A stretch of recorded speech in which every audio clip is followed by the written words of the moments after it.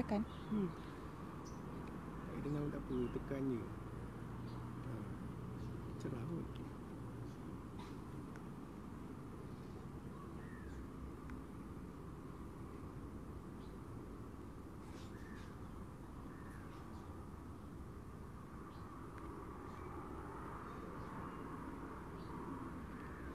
Share.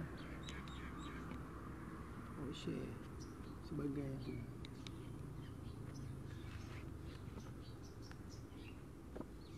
Awak punya share je. Share dulu.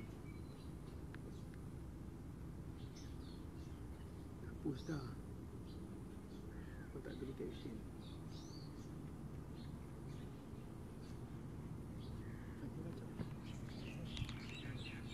Gambar muka tu pada adik tak?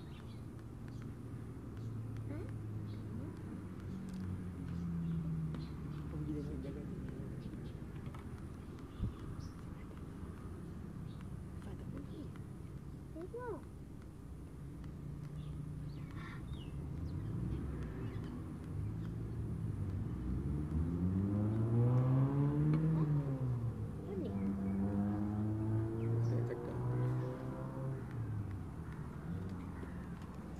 Abang masuk dulu. Abang masuk dulu. Sekejap lagi kita main. Okey? Mama, boleh tak Mama Tufan nak? Tufan nak main kereta bambu. Nanti. Pergi masuk dulu. Okey. Bismillahirrahmanirrahim. Assalamualaikum warahmatullahi wabarakatuh. Saya akan buka sesi perkongsian saya pada hari ini dengan 3 persoalan. Yang pertama adalah adik saya, contoh situasi. Adik saya ada gunakan inhaler. Dia kadang siang pun ada guna juga. Jadi boleh tak dia puasa ataupun sah tak puasa dia? Yang kedua adalah mak saya ni awal tahun hari tu doktor dah suruh dia cocok insulin. Cocok dia 4 kali sehari. Macam mana mak saya boleh puasa tak? Yang ketiga, antibiotik ni farmasis tu cakap kena makan 4 kali sehari. Dia kata pukul 6 pagi, pukul 12, pukul 6 petang, pukul 12 malam. Macam mana saya nak puasa? Boleh tak saya nak puasa sebenarnya? Ini kan Ramadan. Okey. So tu 3 situasi ataupun contoh keadaan kita bayangkanlah kalau kita berhadapan dengan situasi tersebut. Jadi saya berharap pada akhir perkongsian saya pada hari ini kita dapatlah jawab 3 persoalan tersebut. Baik.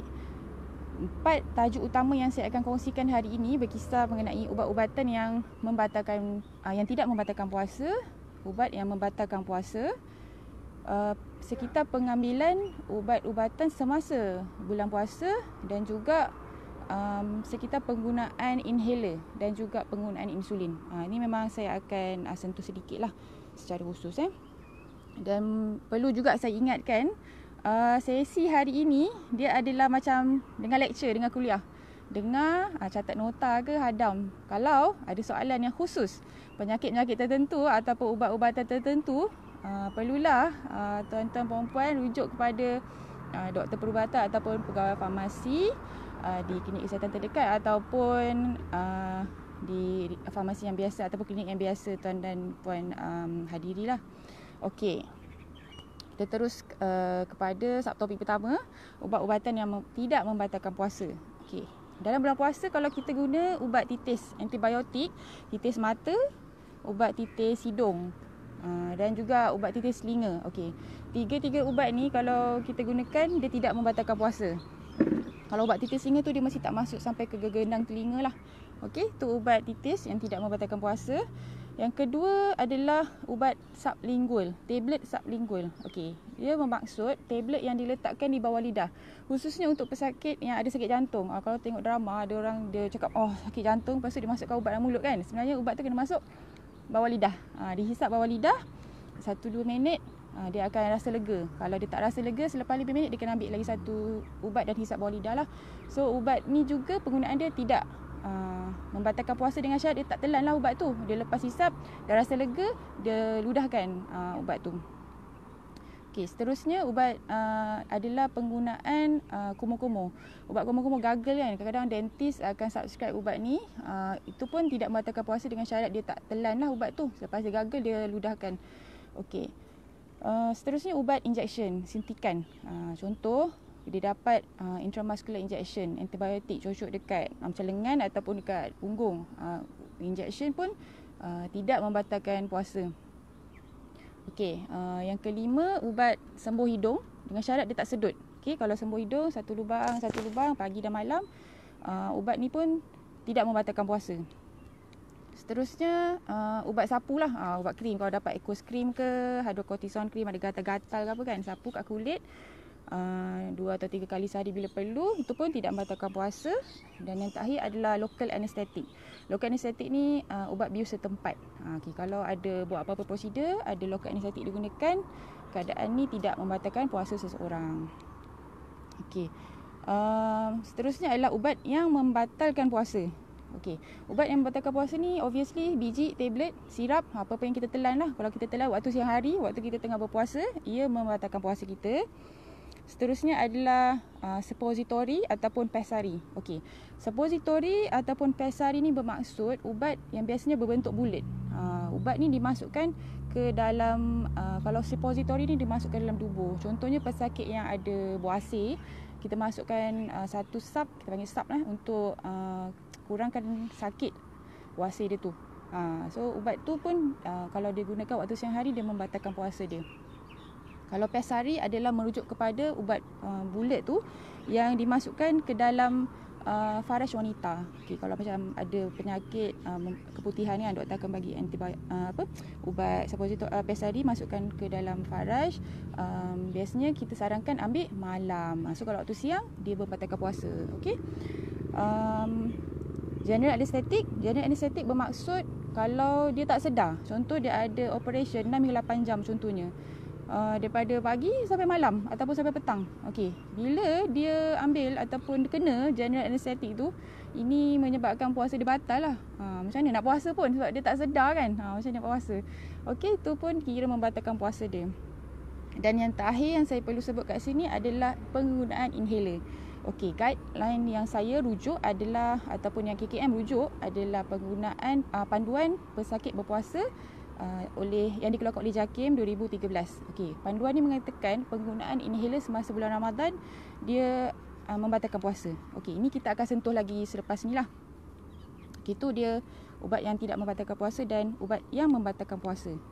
Okey, seterusnya adalah cara ataupun bagaimana nak ambil ubat semasa dalam bulan puasa.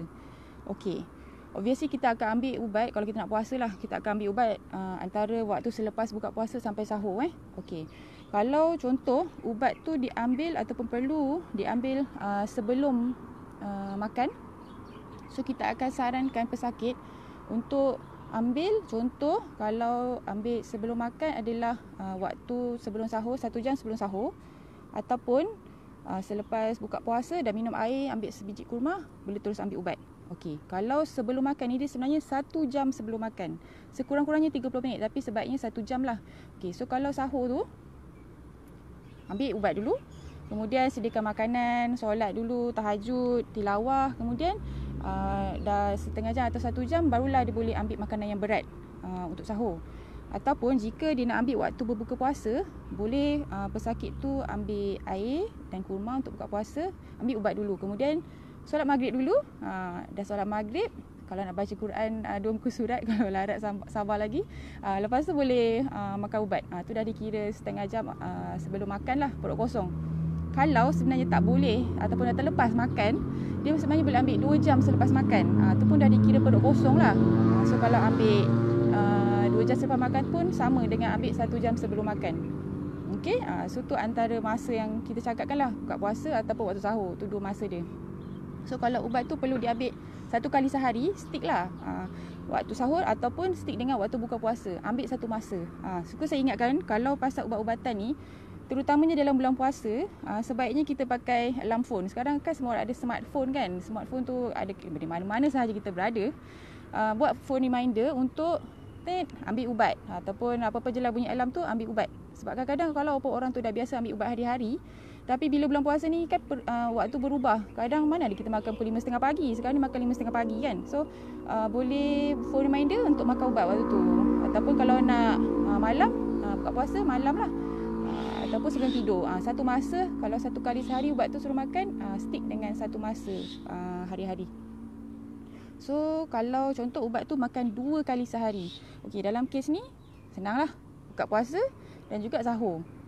So kalau ubat tu kena ambil sebelum makan, macam saya cakap tadi lah, sebelum makan berat ambil ubat dulu. Tapi kalau ubat tu kena ambil selepas makan, senanglah. Lepas makan buka puasa, ambil lah ubat. Dan kalau lepas sahur, ambil lah ubat sebelum waktu imsak. Tu kalau 2 kali sehari. Okey, tu kalau 1 kali, 2 kali. Macam mana kalau 3 kali sehari? Okey, ini kira macam special sikit. Sebab kalau 3 kali sehari, dia ambil waktu buka puasa, sebelum tidur dan juga waktu sahur. Okey. Tapi waktu tidur ni dia kena lambatkan sikit. Kadang-kadang mungkin orang waktu Ramadan ni tidur awal kan, lepas maghrib macam tu terus tidur. Tak boleh sebab dia terlalu dekat dengan waktu berbuka tadi. So waktu berbuka pukul 7 contohnya, 7.10. Waktu tidur tu kau boleh lambatkan 11 ataupun 12. Kemudian waktu sahur lebih kurang pukul 5, 5.30 pagi. So tu jarak yang sekata lah antara 3 dos kalau ubat tu perlu diambil 3 kali sehari. Kalau sebelum ke selepas makan macam yang kita dah sebut awal tadi lah, timing dia. So tu kalau 3 kali sehari. Tapi sebaiknya cuba berbincang dengan doktor ataupun dapatkan saranan farmasi. Waktu ambil ubat kat kaunter farmasi tu, boleh tak ubat ni kita tukar kepada 2 kali sehari jika ada. Walau bagaimanapun kalau tak ada, 3 kali sehari ni kira boleh saya kata maksimum lah frekuensi untuk ambil ubat dalam satu hari berpuasa. So buka puasa, tidur dan juga waktu sahur. Sebab apabila dia naik kepada frekuensi 4 kali sehari maupun 5 kali sehari, ada ubat-ubat tertentu yang kena ambil 5 kali sehari, keadaan ni dia perlulah pesakit tu rujuk pada doktor dan farmasis tu untuk dapatkan ubat yang 3 atau 2 kali sehari, ataupun dia perlulah tidak berpuasa pada durasi yang dia perlu ambil ubat tu, dan hari-hari tersebut perlulah diganti kemudian selepas bulan Ramadan. Sebab kalau dah 4 kali sehari, bayangkan setiap 6 jam dia kena ambil ubat. Waktu kita berpuasa tu lama, daripada pukul 5.30 pagi sampai 7 contohnya. Nak 4 kali sehari tu 2 kali ambil ubat dah siang dah. Jadi kalau 4 kali sehari memang tak sesuai untuk pesakit tu berpuasa. Jadi kalau berlaku macam tu, rujuklah kepada doktor atau farmasis. Kalau tak, kena gantikan puasa di kemudian hari lah. Dibolehkan. Baik. Okey, itu dia 3 topik lah yang simple lah sebenarnya. Ubat batal puasa, ubat tak batal puasa dan juga timing. So kalau sampai 3 kali sehari tu okey lagi. Lepas pada tu tak okey dah lah. Maksudnya kena rujuk lah kalau dapat ubat yang lebih kurang frekuensi dia. Yang saya nak sebutkan pada tajuk yang seterusnya adalah sekitar penggunaan insulin dan juga inhaler. Okey, kalau ada siapalah mak ayah ke saudara ke pakcik ke kan yang ada menggunakan insulin. Insulin sekarang ni canggih lah. Dia senang, bawa pen je, tak nampak pun macam ubat jarum. Takut lah kalau tengok panjang dulu-dulu punya kan. Okey, insulin ni digunakan oleh pesakit yang ada kencing manis. Sampai satu tahap, ubat-ubat makan dah tak cukup untuk mengawal kencing manis tu. Jadi ubat makan, on top of that dia ada ubat injection insulin. Ubat ni sebenarnya taklah bermaksud kita punya insulin, kita punya kencing manis sangat teruk. Tak, dia bermaksud kita nak mendapatkan kawalan yang lebih baik terhadap kandungan gula dalam darah kita. Lagi bagus kawalan dan kita dapat maintain function dalam fungsi organ dalam badan kita. Okey, untuk insulin ada pesakit, dia ada banyak jenis lah. Ada pesakit yang inject 1 kali sehari. Biasanya dia waktu malam. Kalau tengok cartridge dia warna hijau.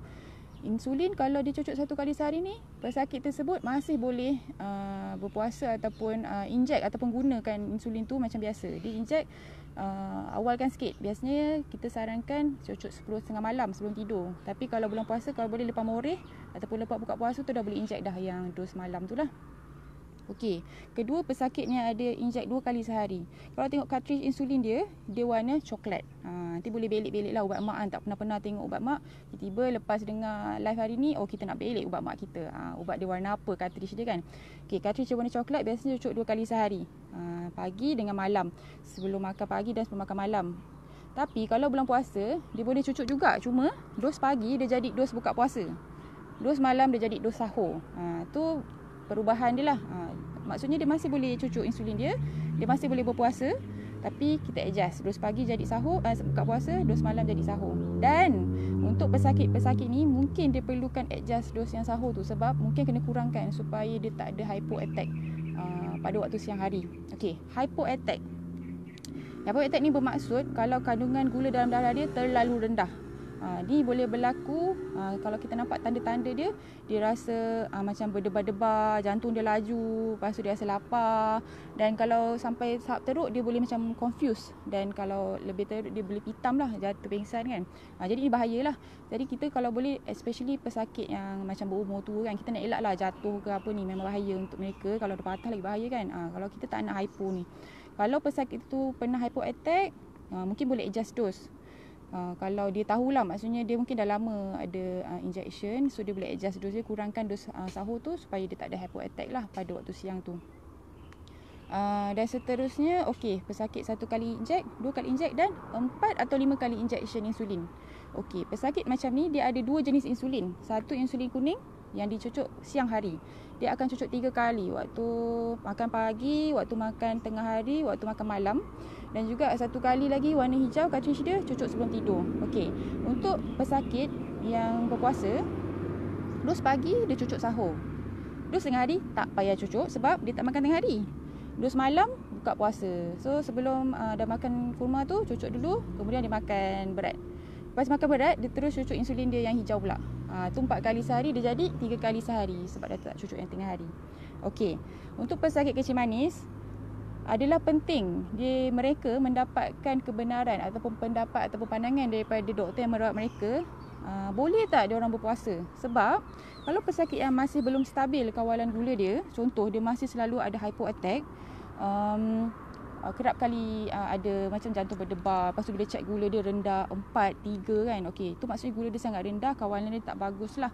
Pesakit macam ni kita tak sarankan untuk berpuasa di bulan Ramadan. Juga untuk pesakit yang ada hyperglycemia. Tadi kita cakap hypoglycemia, maksudnya gula dalam darah terlalu rendah. Sekarang ni hyperglycemia. Ni maksudnya kawalan dia tak bagus juga sebab gula dalam darah dia terlalu tinggi. Kalau gula dalam darah tinggi pun tak bagus. Ini boleh menyebabkan penyakit lain lah yang kita mungkin perlukan topik lain untuk bincangkan lah, panjang ceritanya kan kalau kencing manis. Tapi kalau selalu hypo dan hyper attack, maksudnya kawalan gula tak bagus, dan pesakit macam ni kita tak sarankan untuk berpuasa.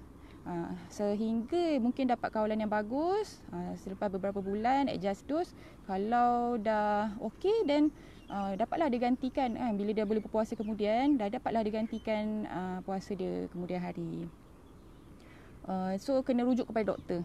Benarkan atau tak benarkan pesakit tu, benarkan ke tak benarkan mak kita, bapak kita untuk berpuasa pada bulan Ramadan. Sebab mereka perlu ambil makanan dan injection pada waktu yang sama. So kena adjust accordingly. Dan terakhir sekali ada penggunaan inhaler. Inhaler ada 2 jenis. Satu pelega, maksudnya reliever. Kalau dia ada asthma attack, bila dia ada rasa sakit dada, nafas pendek, dada rasa berat, naik nafas tak boleh kan, macam kita panjat naik tangga lah juga, lepas tu semput macam tu kan. Okey, kalau bila ada asthma attack, dia gunakan reliever ataupun pelega lah. Macam ni dia boleh gunakan bila ada asthma attack. Yang kedua adalah pencegah. Pencegah ni bermaksud kita elakkan daripada kena asma. Okey, pencegah ni biasanya terdiri daripada low dose steroid lah, yang digunakan biasanya 2 kali sehari. Ada asma attack, tak ada asma attack, tetap kena gunakan inhaler tersebut.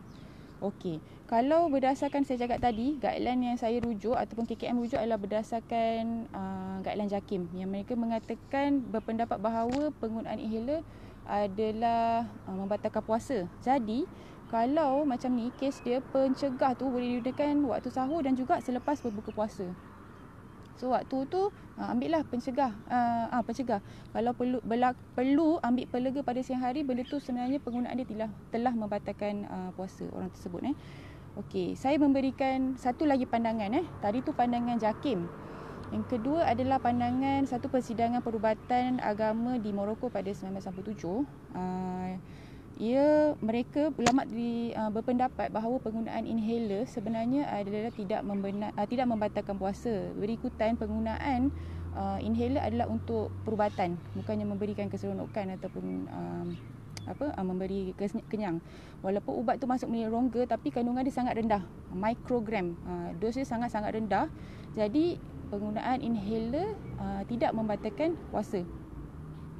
Dan ini juga selari dengan pendapat Mufti Wilayah Persekutuan lah. Kalau pesakit asma biasanya mereka aware lah berkenaan pendapat ni. Jadi kami sebagai health professional, kami boleh hanya memberikan fakta terpulang kepada pesakit. Mereka selesa untuk berpegang dengan pendapat yang mana, adakah pendapat JAKIM ataupun persidangan Morocco tersebutlah. Sebab kita hanya beri fakta dan sebenarnya keputusan tu terletak kepada pesakit tu sendirilah. Dan harapnya itu dapat menjawab 3 persoalan kita. Yang pertama tadi, okey, soalan pertama, adik saya guna inhaler, boleh tak ataupun sah tak puasa dia? Okey, kalau terjawab harapnya terjawab. Kalau tak jawab, kena dengar lagi sekali lah perkongsian hari ni. Yang kedua, mak saya ada kena cucuk insulin, baru hari tu doktor suruh mulakan. Boleh tak mak saya puasa? Okey, kalau kawalan gula dia bagus, dia tak ada hypo attack, dia tahu dos yang sesuai supaya dia tak ada hypo, boleh dibenarkan, doktor benarkan dia berpuasa dan mak ataupun pesakit tersebut boleh berpuasa lah. Dan terakhir, antibiotik. Okey, doktor farmasis kata antibiotik ni kena ambil 4 kali sehari. Boleh tak? Macam mana? Saya bulan Ramadan saya nak puasa. So kalau macam ni, berbincanglah balik, rujuk balik dengan doktor rawatan, doktor yang merawat tadi, ada tak ubat yang 3 kali sehari ataupun 2 kali sehari, sebab dia nak berpuasa. Kalau ada, boleh tukar. Dan ubat tu ada kat klinik. Kadang-kadang ubat tu ada tapi dia tak available kat klinik, bolehlah dia berpuasa dengan mengambil ubat yang sesuai. Dan dengan itu berakhirlah sesi perkongsian saya pada hari ini.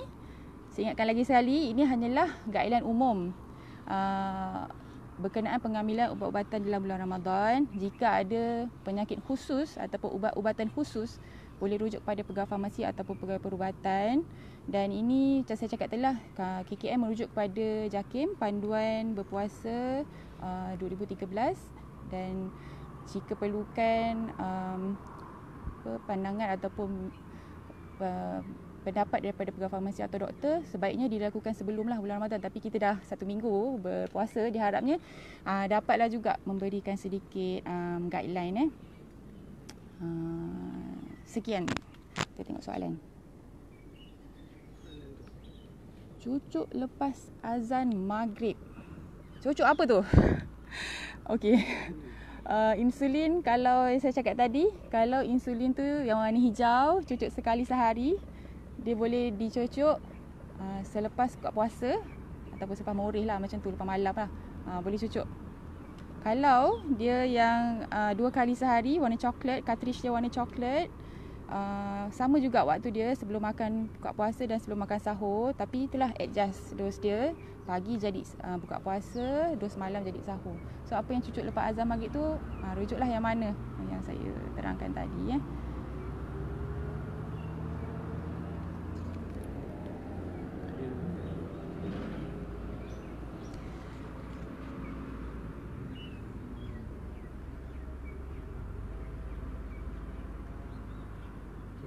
Okey. Dengan itu, sekian, terima kasih. Wassalamualaikum warahmatullahi wabarakatuh.